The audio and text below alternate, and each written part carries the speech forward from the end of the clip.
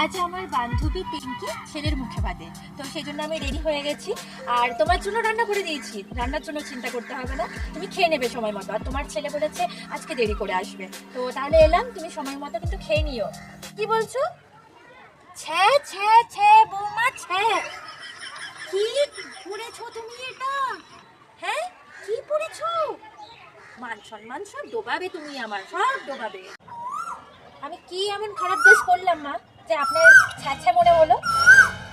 তো খারাপ নয় বৌমা, আমাদের এই পাড়াতে সম্মান আছে একটা, তোমার মতো নয় যে পাড়া চড়ে বেড়াবো।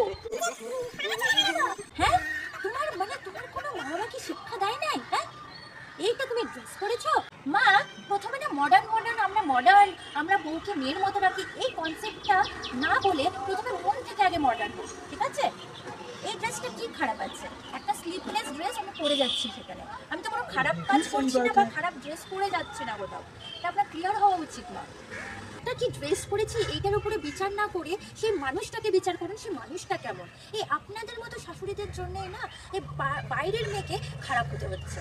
না বাবা না, তুমি এই এক্ষুনি তুমি এই তোমার এই ড্রেসটা ছাড়ো, তুমি অন্য ড্রেস পরে শাড়ি পরে দাও। এটা কোনো ড্রেস হলো? হ্যাঁ হ্যাঁ, আমাদের পাড়াতে অনেক সম্মান আছে। না না না, আমি তোমার কোনো কথা শুনবো না, তুমি ছাড়ো, তুমি ছাড়ো। তার জন্য সরি মা, আপনি যদি বলেন যে এই ড্রেসটা চেঞ্জ করে তুই যা মুখে ভাতে, তাহলে আমি সেটা করবো না, কারণ এত ভালো মেয়ে আমি নই। বুঝেছেন? দাঁড়াও বোমা দাঁড়াও, তোমার নামে আমি নালিশ করবো খোকার কাছে। হ্যাঁ, তুমি আমার আমার মুখে মুখে কথা বলো, তোমার এত বড় সাহস! আমরা বাবা এরকম ছিলাম না যে শাশুড়ির মুখে মুখে কথা বলবো। দাঁড়াও দাঁড়াও, তোমার হচ্ছে। যার বদলাবার নয় সে সারা জীবনেও বদলাবে না। পরের মেয়ে তো পরের মেয়ে পরের মেয়েই থাকবে, যতই বোঝাই। তোমার সাথে আমি তর্ক করতে পারবো না।